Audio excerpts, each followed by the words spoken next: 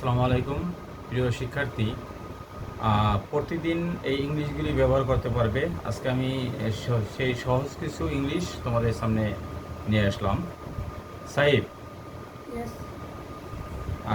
প্রথম আমি একটি বাংলায় বাক্য বলছি, এইটার ইংলিশ করো। Yes. জোরে কথা বলো। Speak loudly. Good. Don't worry, Bangla কি হবে? চিন্তা করো না। চিন্তা করো না, ইংলিশ কি হবে? Don't worry. Don't worry.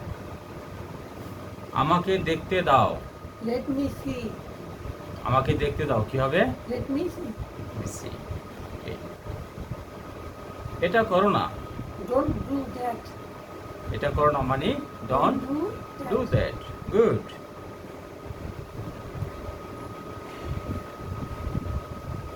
অনেকদিন আগে। A long English. time ago. অনেকদিন আগে মানে A long time ago. A long time ago. Okay, Yes. Nice.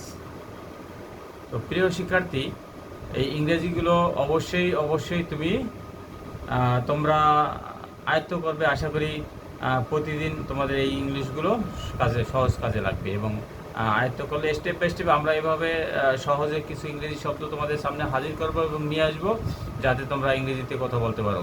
ধন্যবাদ সবাইকে। আসসালামু আলাইকুম ওয়া রাহমাতুল্লাহি ওয়া বারাকাতুহু।